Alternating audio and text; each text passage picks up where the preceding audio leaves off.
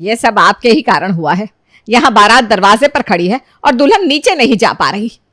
कितनी बार मैंने समझाया था आपको पीयूष कि बात कर लीजिए सेक्रेटरी से, हमें बहुत प्रॉब्लम हो रही है, पर नहीं, हमेशा की तरह मेरी प्रॉब्लम को छोटी बताकर आप इग्नोर करते रहे। अब क्या होगा? लाल जोड़ी में दुल्हन घर पर बैठी है और सहरा बांधे दूल्हा नीचे।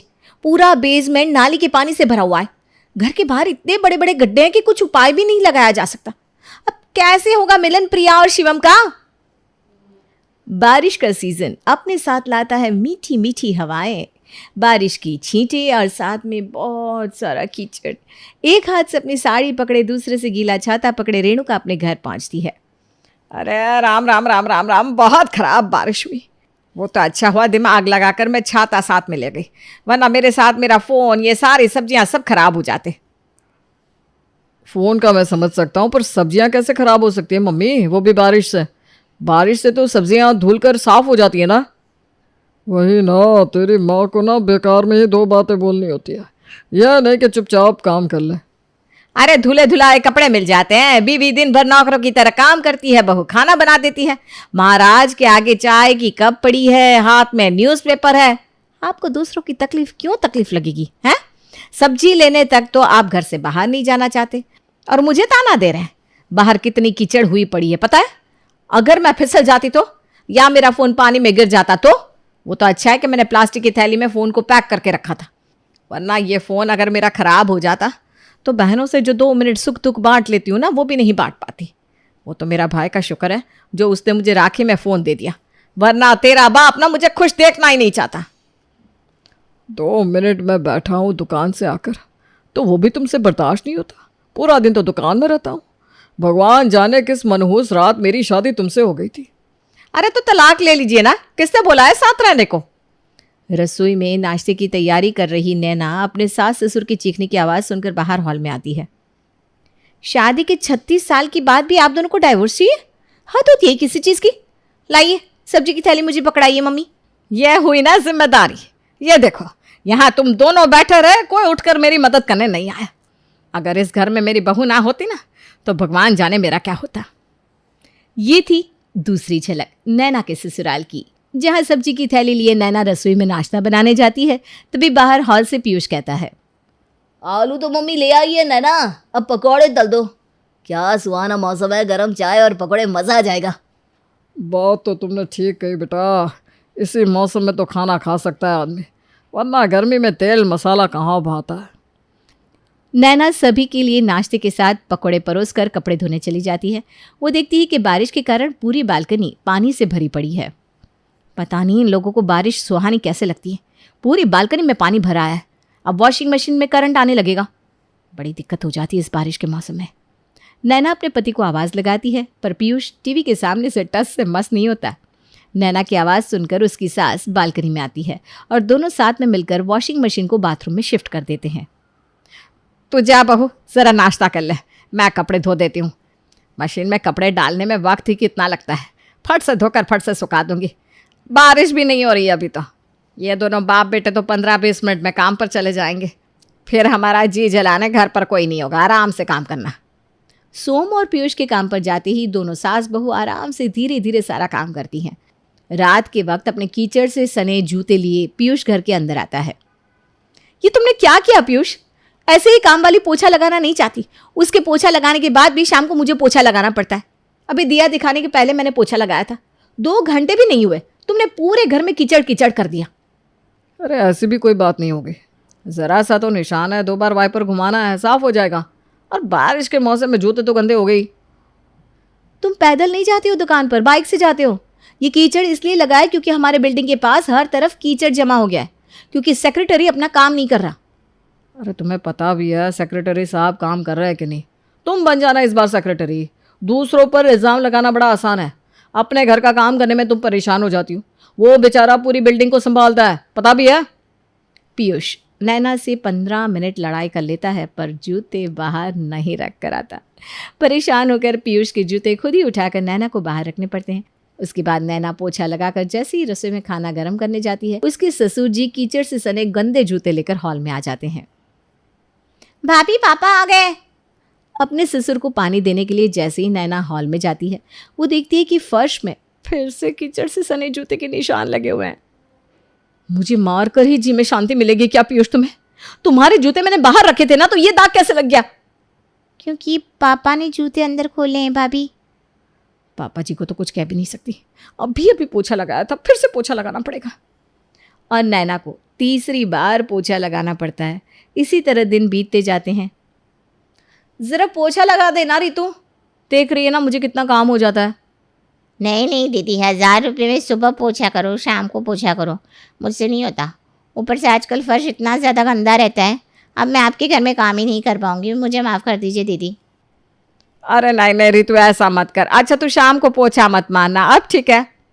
शाम को पोछा करने की बात नहीं है चाची, दरवाजे के बाहर इतना सारा कीचड़ जमा रहता है, घिस घिस कर साफ करना पड़ता है मुझे। ऊपर से आपकी बिल्डिंग के बाहर इतना ज़्यादा कीचड़, अब फिसली तब फिसला वाली हालत हो जाती है। आपकी आने इस बिल्डिंग में किसी के भी घर काम वाली आना नहीं चाहती। ये कहकर रितु काम छोड़कर चली जाती है। शाम के वक्त बिल्डिंग की सभी औरतों की मंडली एक साथ छत पर बैठती है, जहां सभी की प्रॉब्लम एक दूसरे से मिलती जुलती दिखाई देती है। कैसे बिल्डिंग के बाहर कीचड़ फैला हुआ रहता है? इतनी गंदगी हो गई बाहर कि बगल के नाले का पानी भी बिल्डिंग के अंदर आ जाता है। वही तो, ऊपर से उस कीचड़ में सभी के घर का कचरा, बिल्डिंग के बाहर की सड़क में तो अब गड्ढे भी हो गए हैं। मेरा तो अब बाहर जाने का मन ही नहीं करता, पर खुद से ज़्यादा तो मुझे मेरी सास की फिक्र रहती है। 80 साल की उम्र है उनकी, पता चला इस कीचड़ में कहीं वो फिसल गई और इस उम्र में हड्डी टूटी तो जुड़ेगी भी नहीं, फिर उनका काम किस पर आ जाएगा? मुझ पर। पतियों का क्या है, वो तो मुंह उठाकर चले आते, पीछे से ये सब कुछ तो हमें देखना पड़ता है ना। तभी वहां भागते हुए बबीता आती है। अरे क्या हुआ बबीता, तू क्यों हाँफ रही है? तुम लोग इतने में परेशान हो रहे थे, असली प्रॉब्लम तो अब आएगी। सरला सब्जी वाली मिली थी बाहर, मुझे कह रही थी अब वो हमारी बिल्डिंग में सब्जी लेकर नहीं आएगी। है क्या? क्यों? एक दिन सरला नहीं आती तो मंडी में सब्जी ढूंढते ढूंढते पैर का पकौड़ा हो जाता है। रोज रोज इतने कीचड़ में कैसे जाऊंगी मैं सब्जी मंडी? अपनी जान की जोखिम लेकर आए क्या वो? यहाँ कीचड़ और सीवेज की प्रॉब्लम से हुई गंदगी के कारण लोगों को डेंगू मलेरिया हो रहा है। अब 4 घर में सब्जी बेचने के लिए वो अपनी जान जोखिम में तो नहीं डाल सकती। अपने घर की इकलौती कमाने वाली है बेचारी। ये देखिए, यहाँ इस कीचड़ के कारण इतनी प्रॉब्लम हुई जा रही है सबको, और पापा और पीयूष है कि समझती नहीं। एक तो काम वाली नहीं आएगी, घर का इतना काम बढ़ गया है, और अब सब्जी वाली भी नहीं आएगी। यही न्यूज़ मिलने वाली थी। अब इस घर में सीरियसली बात करनी ही पड़ेगी। रात को जैसे ही सोम और पीयूष घर आते हैं, दोनों सास बहू मिलकर एक ही बात उनसे कहती हैं। आप बात कर रहे हैं या नहीं सेक्रेटरी से? बाहर इतनी गंदगी हो गई है कि सब्जी वाली भी नहीं आना चाहती। ऊपर से दिन भर खिड़कियां बंद रखनी पड़ती है क्योंकि नीचे बीमारी वाले मच्छर घूम रहे हैं। अरे तो किसे काट लिया मच्छर ने, तुम्हें या मुझे? किसी को कुछ हुआ है क्या? तू तो ये एकदम अपने बाप पर गया है, जब भी मुंह खोलता है अपशगुन ही बोलता है। अरे क्यों हो जाए कुछ किसी को? जिस घर में किसी को बीमारी होती है ना, उनसे पूछ। हाँ पापा, शिवम भी आना चाहते हैं शादी की बात करने, पर घर के बाहर इतनी गंदगी है, कहीं उसके पापा फिसल ना जाए, इसलिए नहीं आ पा रहे। अरे उम्र में तो होने वाले समधी जी मुझसे छोटे ही हैं। अगर मैं चल रहा हूँ तो वो कैसे फिसल जाएंगे? हाँ, अगर उन लोगों के जीन्स इतना कमज़ोर है तो फिर सोचने वाली बात है। वही तो पापा, ये सब चीज़ तो अरेंज मैरिज में सोचने की होती है। लव मैरिज में तो लड़के को लड़की के परिवार के बारे में सब कुछ पहले ही पता होता है, और अब इतना एडजस्ट भी नहीं कर सकता क्या वो? दीदी ठीक है तो कह रही है पीयूष, अब सामने वाला मुंह खोल कर बोल दे, इस दिन का इंतजार करेंगे क्या हम? तुम्हें तो हर चीज को टालना ही होता है। पता नहीं क्यों अभी भी बात नहीं कर रहे हो तुम सेक्रेटरी से। अरे हमारी बिल्डिंग का सेक्रेटरी कोई छोटा मोटा आदमी नहीं है। 10 लाख रुपए से ऊपर का माल उठा लेता है वो दुकान से, और ये सफाई की बात बोलकर मैं अपनी दुकान के काम में अड़चन नहीं डालूंगा। प्रॉब्लम कुछ इतनी बड़ी भी नहीं है, और पहली बार नहीं हो रही है बारिश, हर साल होती है। और फिर पीयूष और सोम इस बात को काट देते हैं। 2 दिन बाद शिवम अपने परिवार वालों के साथ प्रिया के घर आने के लिए निकलता है, और उसके बिल्डिंग के बाहर पहुंचते ही, हे भगवान, इतनी ज़्यादा गंदी बदबू, ये बिल्डिंग वालों को ये गंद बर्दाश्त कैसे होती है? हे भगवान, मुझे तो चक्कर ही आ जाएगा। ये कहाँ रहते हैं प्रिया के घर वाले ऐसी जगह में? अरे हमें कौन सा प्रिया के घर रहना है मम्मी, हमें तो बस रिश्ते की बात करनी है, फिर अपने घर लौट आना है। चलिए जी, घर पहुँचते ही सीधा बात करिएगा और निकल जाइएगा। वहाँ महफिल मत जमा लीजिएगा, पता नहीं कितने कीटाणु मच्छर घूम रहे हैं यहाँ, किसी ने काट लिया तो बेकार में आफत आ जाएगी। किसी तरह बचते बचाते शिवम और उसके माँ बाप आगे बढ़ रहे थे कि कीचड़ में पैर फिसलने के कारण विनोद कीचड़ में गिर जाता है। पंडित जी ने सही कहा था, शादी में बहुत ही विघ्न आएंगे। हो गए शुरू विघ्न। कीचड़ में सने अपने होने वाले समधी को दरवाजे पर देखकर रेणुका घबरा जाती है। आइए आइए समधी जी, अंदर आइए। ये आप गिर कैसे गए? इतना कीचड़ है बिल्डिंग के बाहर, कोई भी गिरेगा बहन जी। ऊपर से लगता है किसी बिल्डिंग का पाइप फट गया है, पूरे रास्ते में पानी पानी फैला हुआ था। अब वो बिल्डिंग का पानी नहीं था आंटी जी, वो गटर का पानी था। क्या? अपने चप्पल में लगे कीचड़ को मैंने उसी पानी से धो लिया। छी छी छी छी, हे भगवान। चल बेटा मुझे बाथरूम दिखा दे। ये क्या हो गया? अब क्या होगा? अरे क्या जरूरत थी आंटी जी को बताने की कि वो नाली का पानी था? तो वो कोई गंगा जल तो था नहीं, सच में नाली का ही पानी था ना? भैया आज पापा गिरे हैं, कल को आंटी जी भी गिर सकती हैं। शादी के वक्त मेहमान आएंगे, कोई बड़ा हादसा हो गया तो? अरे कोई नहीं आने वाला बेटा, हमारे बिल्डिंग की हालत देखकर इस घर में तो मेहमान भी नहीं आना चाहते। मुझे तो समझ में नहीं आ रहा, बाथरूम से बाहर आने के बाद पापा कैसे रिएक्ट करेंगे? कहीं और अड़चन ना आ जाए। मैं हूं ना शिवम, आप फिक्र मत करिए। हम इतनी खातिर करेंगे अंकल आंटी जी की कि वो सब कुछ भूल जाएंगे। विनोद और पुष्पा नहा धोकर बाहर हॉल में आकर बैठते हैं। पापा हमने बात कर ली है, ये जो कीचड़ है ना वो एक दिन में साफ हो जाएगा। तेरी शादी के चक्कर में मैंने कीचड़ में तो डुबकी लगा ली, अब पता नहीं और क्या क्या दिखाएगा तू मुझे। माफ़ कर दीजिए अंकल जी, हम तो खुद ही परेशान हैं इस कीचड़ से। कल तो पापा भी गिर गए थे, है ना भैया? हाँ अंकल जी, और परसों हम तो रोज़ गिरते रहते हैं, पर इसमें कुछ बुरा नहीं है। कीचड़ क्या है, मिट्टी का ही तो एक रूप है, और मिट्टी ना शरीर को फ़ायदा ही देती है। आजकल तो मिट्टी का फेशियल भी आ रहा है। आंटी जी देख लीजिएगा, कल आपका ना रंग निखर जाएगा बिल्कुल।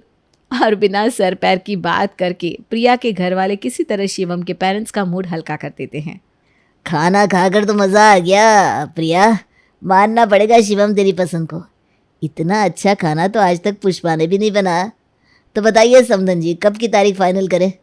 अरे जितनी जल्दी हो जाए समझी जी। इस बारिश के मौसम में तो बस एक ही दिन लगन है, उसके बाद दूसरा लगन सीधा दिसंबर महीने में आएगा। पहले ही बच्चों ने एक होने के लिए काफ़ी मेहनत की है, अब मुझे लगता है जल्द से जल्द शादी करवा देनी चाहिए दोनों की। ठीक है, फिर आप पंडित जी से इसी महीने की मुहूर्त की कोई तिथि निकलवा लीजिए, उसी दिन शादी कर देते हैं। इतना सब होने के बाद भी सोम और पीयूष सेक्रेटरी से बात नहीं करते और आ जाती है शादी की तारीख। बिल्डिंग के सामने की रोड ना बनने के कारण सड़क पर बड़े बड़े गड्ढे हो चुके थे, जिस कारण लड़की वाले वेन्यू पर पहुंच ही नहीं पा रहे थे। पहली बार ऐसा बाप देख रही हूं मैं। अरे जरा तो शर्म कीजिए, बेटी आपकी दुल्हन बनी बैठी है, नीचे बारात खड़ी है, कैसे पहुंचेंगे हम होटल? अब मुझे क्या पता था कि बात इतनी बिगड़ जाएगी। सारे बिल्डिंग वाले तैयार थे सेक्रेटरी से बात करने के लिए, बस मैंने हामी नहीं भरी, जिस कारण कीचड़ साफ नहीं हुआ, सड़क नहीं बनी। सेक्रेटरी साहब से रिश्ता निभाते निभाते मेरी बेटी का रिश्ता टूटने पर आ गया है। अब मैं नहीं रुकूंगा। चल पीयूष, उस सेक्रेटरी के बच्चे के होश ठिकाने लगा कर आते हैं। बहुत काम चोरी कर ली उसने। पीयूष और सोम सेक्रेटरी के पास चले जाते हैं। अब क्या फ़ायदा, 3 तो अब बज गए, 5 बजे तो मुहूर्त ख़त्म भी हो जाएगा। तभी प्रिया के फ़ोन पर शिवम का कॉल आता है।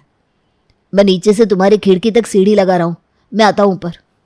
अरे पर तुम ऊपर आकर क्या करोगे, पंडित जी तो वेन्यू पर है, मैं ही आती हूँ नीचे। और अपना लहंगा पकड़े प्रिया खिड़की से सीधा सीढ़ियों पर पैर रखकर नीचे उतरने लगती है। ध्यान से दीदी, हे भगवान कहीं कोई अपशगुन ना हो जाए।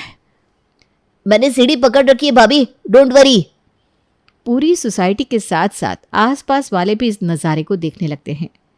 धीरे धीरे प्रिया नीचे उतर आती है और अपने परिवार वालों के बिना ही वेन्यू पर पहुंच जाती है, जहां वीडियो कॉल पर ही लड़की वालों को शादी में शामिल होना पड़ता है। विवाह संपन्न हुआ, आज से आप दोनों पति पत्नी हुए। अपनी इकलौती बहन की शादी में मैं ही शामिल नहीं हो पाया। मुझ जैसा अभागा कौन बाप होगा जो बेटे का कन्यादान भी अपने हाथों ना दे पाया। आज एहसास हुआ कि औरतें जो बोलती है सच और सच्ची बोलती है। अगर आप लोगों की बात मानकर मैंने पहले ही सेक्रेटरी से बात कर ली होती तो आज इतना सब नहीं होता। ये कहकर सोम फूट फूट कर रोने लगता है। सेक्रेटरी को रातों रात सारा कीचड़ हटवाना पड़ता है। अगली सुबह प्रिया पग फेरे के लिए जब अपने मायके लौटती है। आप उदास मत होइए पापा, मैंने और शिवम ने सोचा है कि हम फिर से दिसंबर में शादी करेंगे, जहां आप सारी रस्म कर पाएंगे। मुझे माफ़ कर दे बहन। माफ़ी नहीं भैया, always listen to ladies. Noida के रहने वाले शिवकांत गुप्ता जी कुछ ही वक्त पहले अपनी सरकारी नौकरी से रिटायर हुए थे। शिवकांत गुप्ता जी की पत्नी का देहांत काफ़ी पहले हो चुका था, लेकिन उनके 2 बेटे प्रकाश और विकास उनके साथ ही रहा करते थे। प्रकाश और विकास काफ़ी अच्छी नौकरी में थे और उन दोनों की पत्नी दिव्या और सुधा दोनों जॉब किया करती थी। कुल मिलाकर शिवकांत गुप्ता जी के घर में किसी चीज़ की कोई कमी नहीं थी। सब लोग नौकरी वाले थे, रुपये पैसों की कोई कमी नहीं थी और ना ही बाकी किसी चीज़ की। लेकिन कुछ दिनों से शिवकांत जी महसूस कर रहे थे कि उनकी दोनों बहुएं यानी कि दिव्या और सुधा के बीच छोटी छोटी बातों को लेकर झगड़ा होने लगा था। एक दिन सुबह के वक्त, पापा जी मेरी ना वॉशिंग मशीन ख़राब हो गई है और मैं प्रकाश को कब से कह रही हूँ एक नई वॉशिंग मशीन ला कर दे दे। अब आप तो जानते हैं ना मैं नौकरी करती हूँ, मेरे लिए हाथ से कपड़े धोना आसान नहीं है। अरे बेटा, तुम खुद अच्छा खासा कमा लेती हो, फिर तुम्हें प्रकाश के आगे हाथ फैलाने की क्या ज़रूरत है? पापा जी कमाती तो अच्छा हूँ, लेकिन वो क्या है ना, पिछले महीने गोल्ड में इन्वेस्ट किया था और अभी तो मेरे हाथ में 1 रुपया नहीं है और प्रकाश मेरी बात सुनने को तैयार ही नहीं है।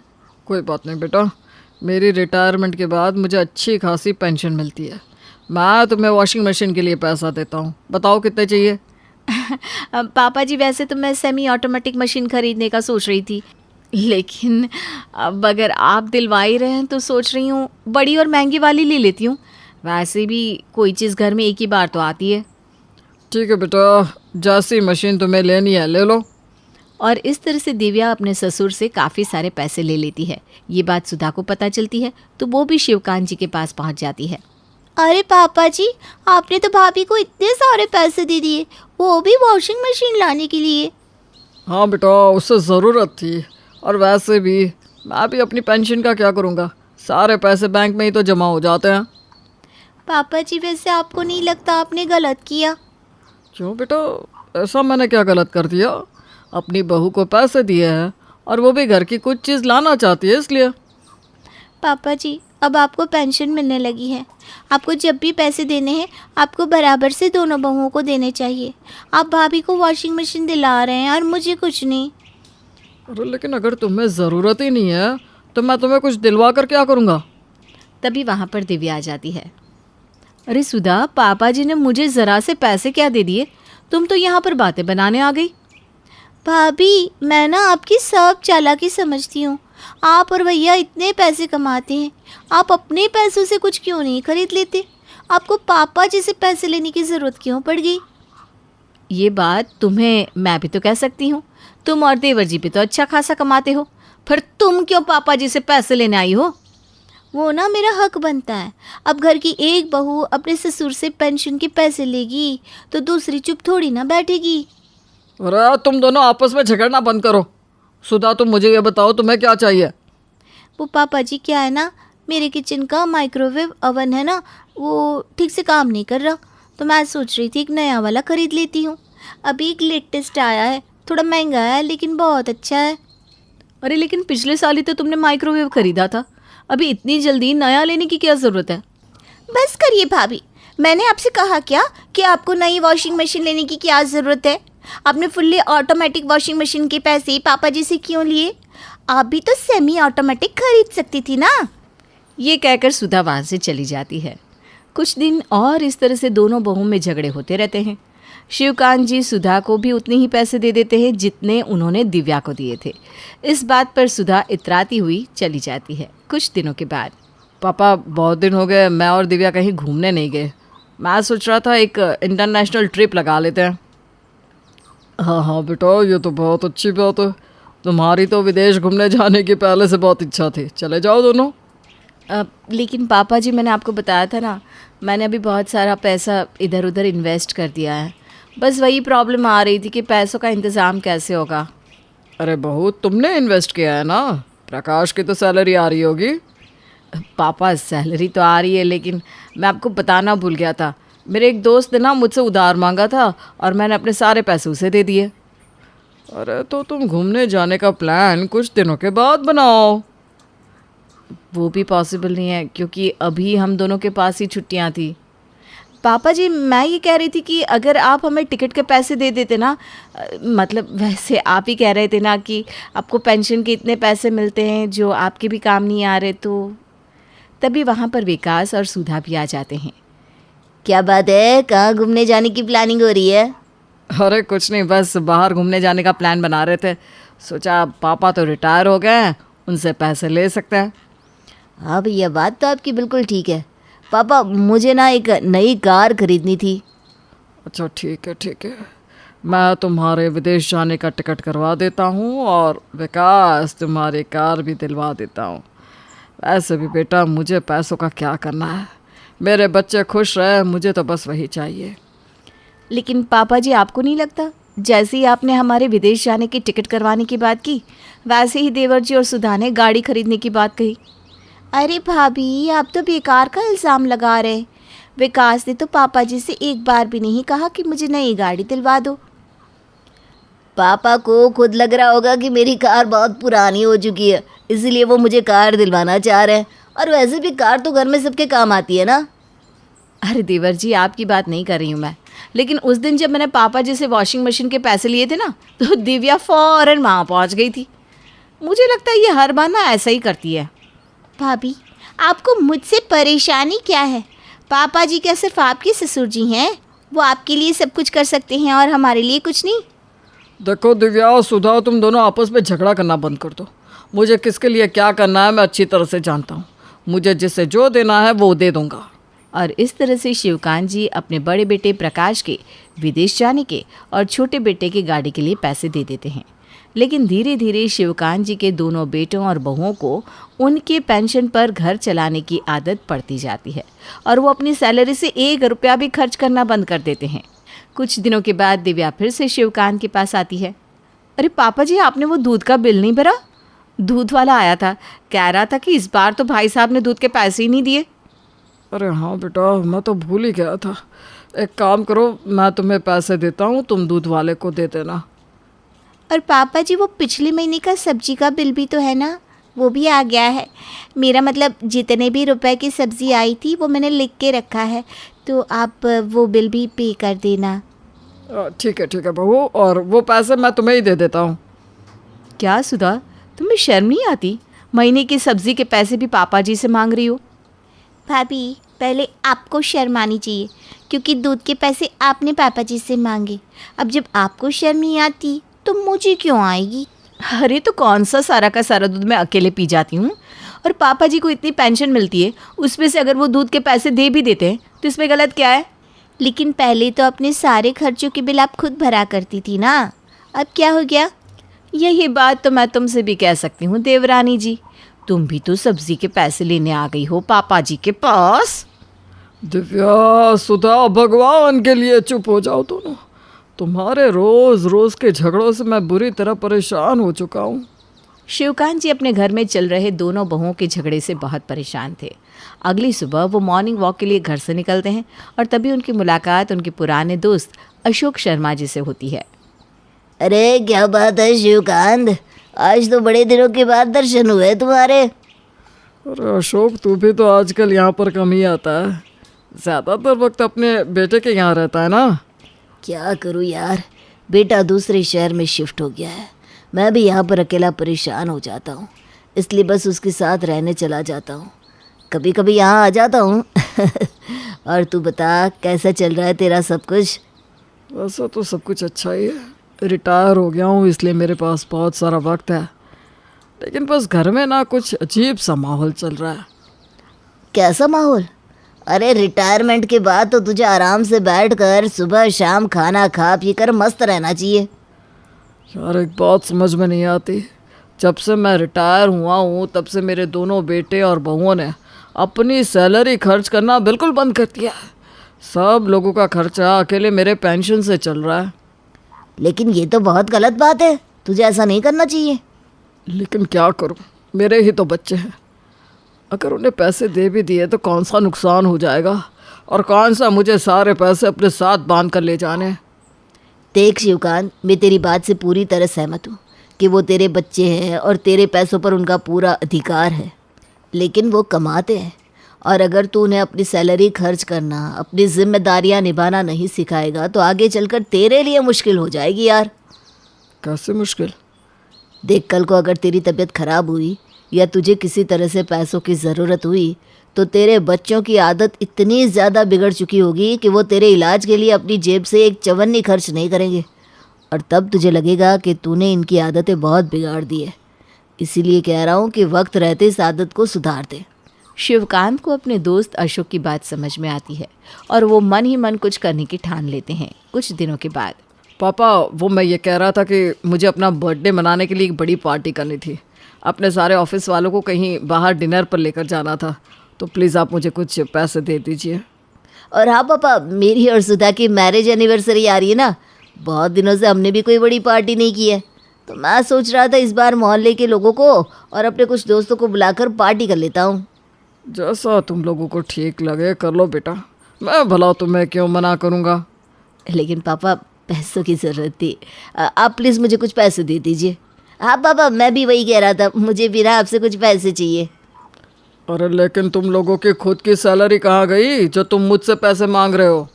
वो क्या है ना पापा, मैं सोच रहा था एक और फ्लैट खरीद लेता हूँ और उसी के लिए कुछ सेविंग कर रहा था, इसलिए अपनी सैलरी खर्च करना नहीं चाहता। और पापा, मैंने तो इन दिनों गोल्ड की ज्वेलरी पर इन्वेस्ट करना शुरू कर दिया है, बस इसीलिए अपनी सैलरी बचा कर रख रहा था। वैसे तुम्हारे इन्वेस्टमेंट के प्लान तो बहुत अच्छे हैं बेटा, लेकिन अभी ना मैं तुम दोनों को पैसे नहीं दे पाऊँगा। वो क्या है ना कि मैंने अपनी काफ़ी सारी पेंशन यहाँ एक वृद्धाश्रम के लिए दान कर दी है। आने वाले कुछ महीनों की पेंशन देने का भी उनसे वादा कर चुका हूँ, तो मैं तो खुद तुम लोगों के पास पैसे लेने आ रहा था। हैं? लेकिन क्यों पापा? अरे वो कुछ दिनों से पैरों में दर्द हो रहा है, सोच रहा था डॉक्टर को दिखा लाता हूँ। तभी वहाँ पर दिव्या और सुधा भी आ जाते हैं। वैसे पापा जी, आप ना प्राइवेट हॉस्पिटल में मत जाना, वहाँ पर बहुत पैसे लगते हैं, सरकारी ठीक रहेगा। नहीं तो क्या पापा जी, बिना बात के इतने सारे पैसे खर्च हो जाएंगे। और वैसे भी अब तो आपके हाथ में आपकी पेंशन भी नहीं है कुछ महीनों के लिए। मेरे हिसाब से ना आपको किसी सस्ते हॉस्पिटल में चले जाना चाहिए। ये सुनकर शिवकांत जी को इस बात का एहसास हुआ कि उनका दोस्त अशोक जो कुछ भी कह रहा था वो ठीक था। जब तुम्हें बहू बहुत बड़ी और महंगी वॉशिंग मशीन लेनी थी तब तो मैंने नहीं कहा कि तुम कोई सस्ती वॉशिंग मशीन खरीद लो। और सुधा बहू, तुमने तो 1 साल के अंदर ही बड़ा महंगा और नए फीचर वाला माइक्रोवेव खरीद लिया। लेकिन मैंने तो तुम्हें कुछ नहीं कहा क्योंकि उस वक्त मेरे पास पैसे थे। लेकिन आज जब मुझे इलाज के लिए ज़रूरत है तो तुम मुझे सस्ते हॉस्पिटल जाने की बात कर रही हो। अब सॉरी पापा जी, मुझसे गलती हो गई पापा जी, मुझे समझना चाहिए था। देखो बच्चों, मैं तुम्हें ऐसा कुछ नहीं कहना चाहता हूँ जो तुम्हें बुरा लगे, लेकिन तुम लोगों को अपनी सैलरी से अपने खर्चे उठाना आना चाहिए, क्योंकि मेरी पेंशन से ये घर चल सकता है, लेकिन तब तक जब तक मैं ज़िंदा हूँ। अगर मैं इसी तरह तुम्हें पैसे देता रहा तो एक वक्त के बाद तुम अपनी जिम्मेदारियों को भूल जाओगे और मेरे जाने के बाद तुम्हें बहुत तकलीफ़ होगी। इसलिए मैं चाहता हूँ कि तुम अपने खर्चे खुद उठाना सीखो। और इस तरह से शिवकांत जी ने अपने बच्चों को अपने जीवन के खर्चे उठाने का सबक भी सिखाया और समझदारी से काम लिया।